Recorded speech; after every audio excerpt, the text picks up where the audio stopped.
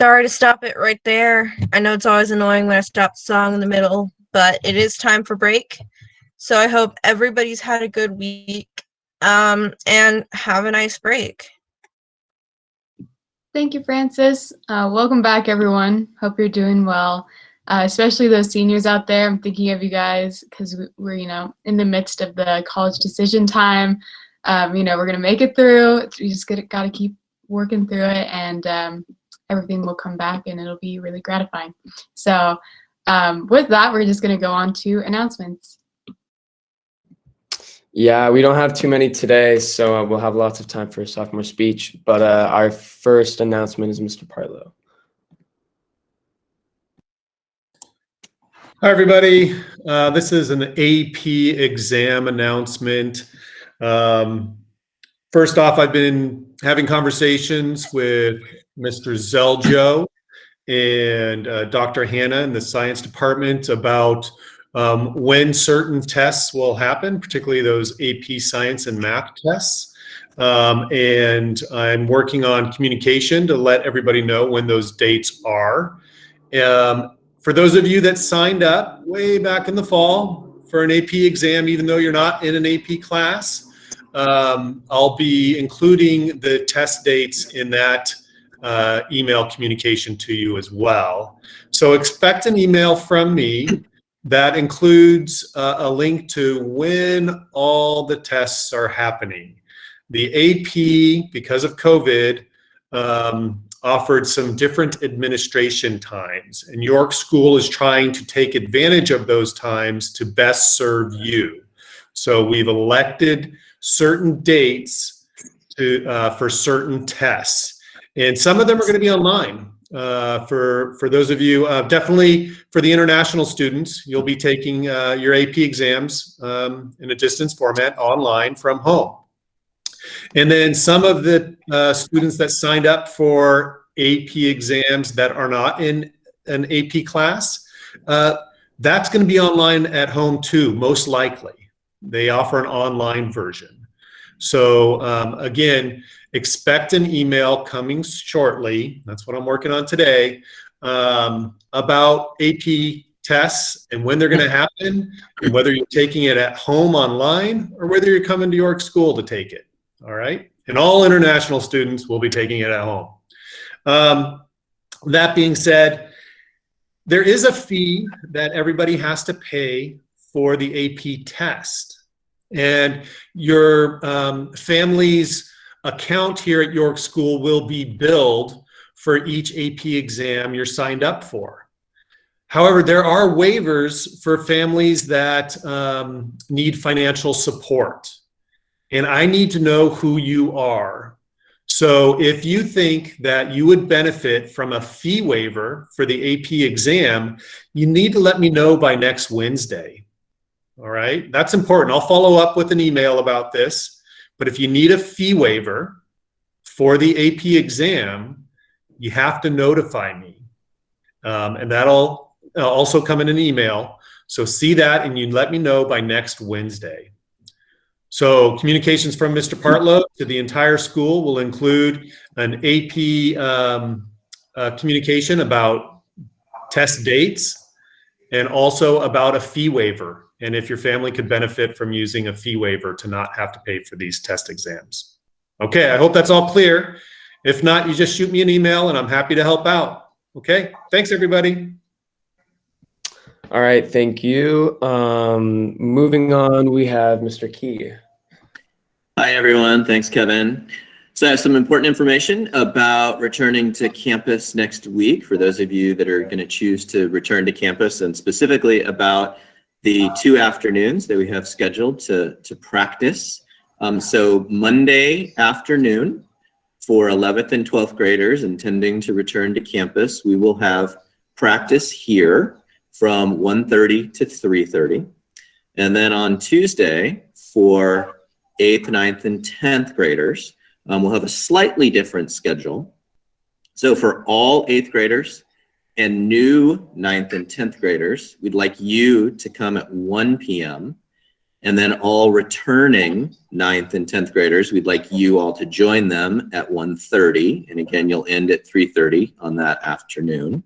And details will follow in a letter, hopefully by the end of the day tomorrow, that'll indicate what you need to bring and some more specific information for those 2 afternoons. So if you are intending to come back, you may have seen my vlog last night and also the letter with a link to the Coming Back to Campus survey that I would like you to fill out with your parents. So I deliberately didn't send it just to you because I wanted to make sure that you had to confer with your parents about coming back. So please complete that survey by Saturday, March 27th. That would be really helpful for us as we plan for next week. And Mr. Zeljo is working on an abbreviated schedule for Monday morning and Tuesday morning for academic classes that will all be virtual. So look for that also. Okay, so if you have any questions, don't hesitate to reach out to me, Mr. Zeljo, Ms. Sherry, and we can help answer them. And if there's for some reason you can't make it for one of the practices, also reach out to us and let us know, and we'll figure out an alternative. So looking forward to seeing everybody on campus next week. So thanks. All right, thanks, Mr. Key. Mr. Peters. Just a quick update about sports. If you could do me a favor, all of you swimmers, if you are a club swimmer and you plan on wanting to swim for the York High School team this spring, which we hope to have a swim season, it seems like that's starting to take a little bit of shape. We're still a few weeks out. But if you could send me an email stating 1, you'd like to be on the York swim team, and 2, if you are a club swimmer, that'll help me in terms of trying to get pool space for the folks that probably are not swimming as often because they're not involved in a club program. So the sooner I can get that data, the sooner we can move forward in getting something going in the swim area. So if you could do that for me in the next few days, send me an email, that would be fantastic. Thank you very much. All right, thanks, Mr. Peters. Mr. Martin. Can I make a quick announcement? Yeah, go for it. Thanks. This is just for those who are coming on campus. Last week, I shared with you some additional things to bring, including warmer clothes and your laptop charger for sure. The other thing that we didn't mention was earbuds. If you can get a hold of some earbuds, that would be really useful, and we want you to have a set of earbuds when you come on campus. If for some reason you'd be unable to acquire some earbuds, please send me a message and I will find a way to get you some earbuds, but I know you all have your personal preferences for earbuds. Thank you. All right, thanks, Mr. Brookhauser. And then our other announcement was Mr. Martin. Thanks, Kevin. I wanted to feature another senior artist this morning. Our featured artist for this morning is David Lynn. And David is a senior who's doing AP drawing. And he has a really nice style that is digital art in nature. And he is working towards his goal of finishing these by May 20th. His concentration for AP is small town life in Japan.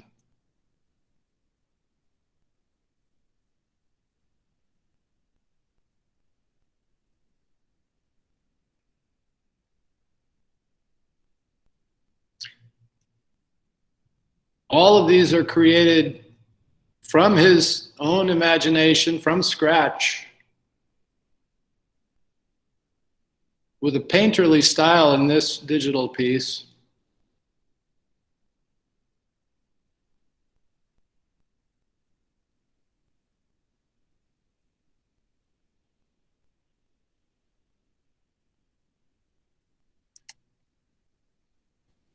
If you enjoyed David's work, let him know and give him a little kudos. Thanks, everybody. Yeah, that's very impressive work, David. That stuff is awesome. I can't wait to hopefully see more of that during break. See what it looks like by the end of the year. I think we have a couple more announcements. Dr. Hannah, do you have an announcement? Yes, thank you, Kevin. So I enjoyed David's work. I'm sending you kudos, David. I also enjoyed Shelley's work. I'm super stoked that Mr. Martin is sharing those with us, the whole community here, because I can't just wander around the library and see those things when they get posted, and it's not often that we get to see all the work that's coming out of different classes. And without fail, I think anytime teachers are sharing student work, I'm blown away. You guys are amazingly talented. So thanks for sharing your talents with us, and thank you, Mr. Martin, for bringing those to break here. I did want to share some other kudos with all the York students who participated in the AMC competitions for AMC 10 and AMC 12. Among the York participants, Tony Liu and Peter Zhao tied for the highest score on the AMC 12, and Sherry Wu rounded out the team for the 3 highest scores out of York.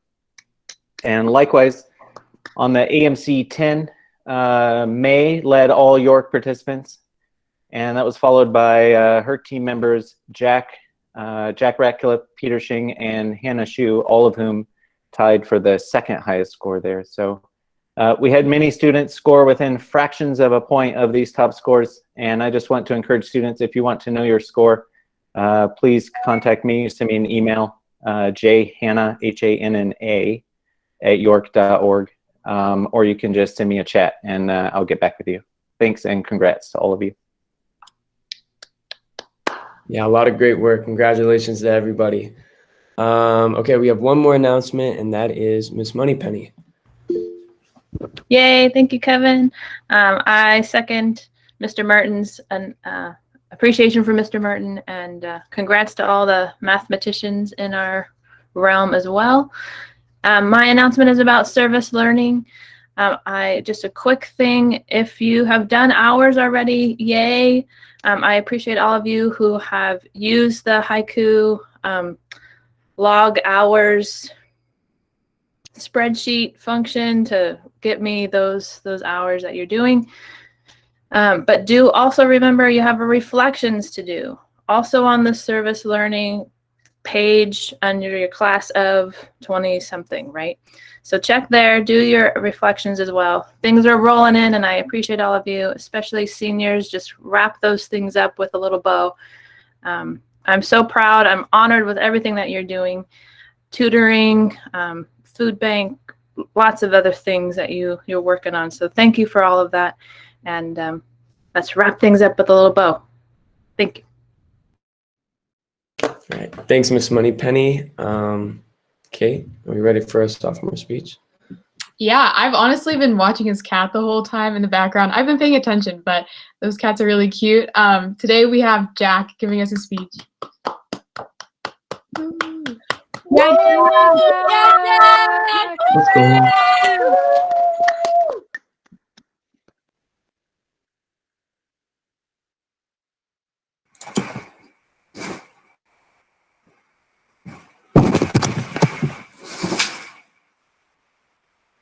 Growing up, I didn't really have much of a male role model.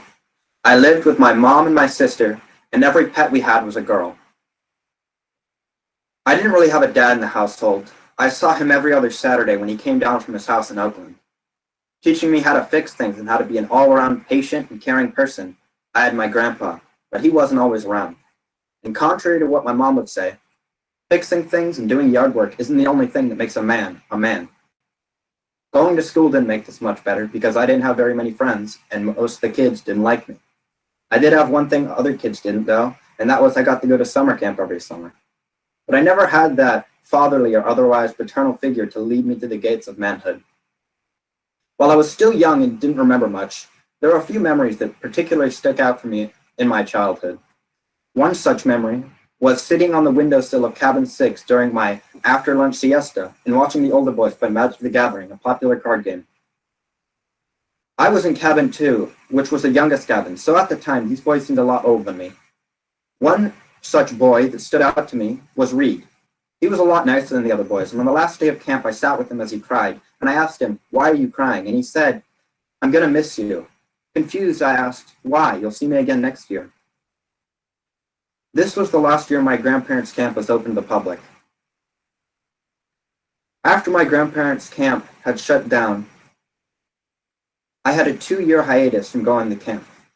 Those summers were long, lonely, and grueling, seeing as I had no real way to pass the time. This all changed, though, when I started going to Towering Pines in Eagle River, Wisconsin. During this first summer, I had 3 counselors, Eduardo, Michael, and Scott. There was also Andy, who was nice but was never really my actual counselor.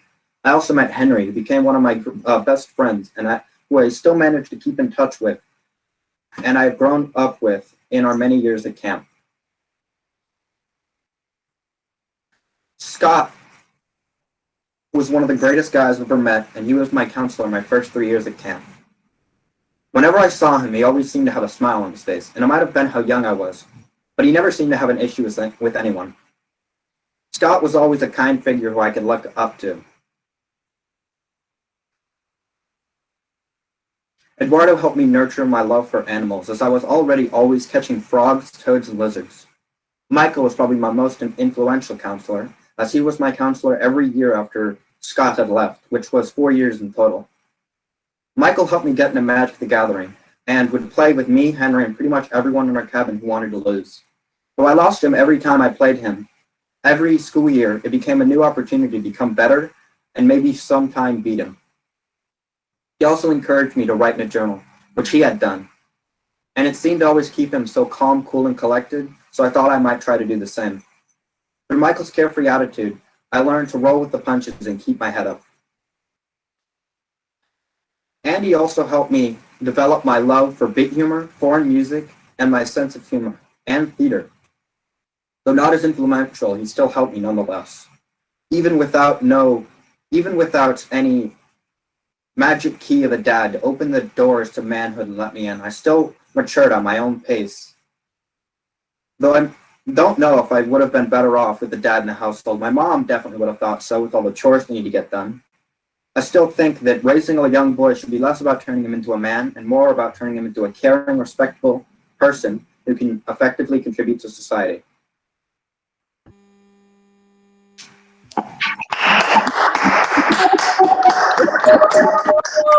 Yay, Jack! Yay! I really love that speech and your message about mentors and how they sometimes come in unexpected places, maybe not within your own family, but people that you meet otherwise. So I really appreciated hearing that, and it made me reflect on experiences I've had like that, and it made me want to reach out to them because there's so many people that I've met like through camps or different classes that really had such a great impact on me. And yeah, with that, I definitely encourage you guys to sign up for some summer things, you know, get out of your comfort zone, meet new people, because those experiences really shape you. You did a great job, and thank you for sharing your speech. Yeah, Kate summed it up really well. I was also going to say something along the facts of, having mentors or, positive influences in your life come in different shapes and forms outside of your family. I know I've had a lot of those type of people in my life, but honestly, not until now have I really recognized it. And I'll definitely reach out to them and give them that appreciation, which I feel like, we can all do that. And that's what I took away from this speech. I'm really thankful for that. And just congratulations, you're done with your sophomore speech. You gave the community a great lesson, a lot to think on, and a great segue into what is almost the weekend. Thursday, Friday, and then we're off to the weekend. Seniors, good luck. I know Boston College is coming out today. So good luck on that. And everybody else, take care. We're going to be back soon. Yeah, have a great Thursday. Take care.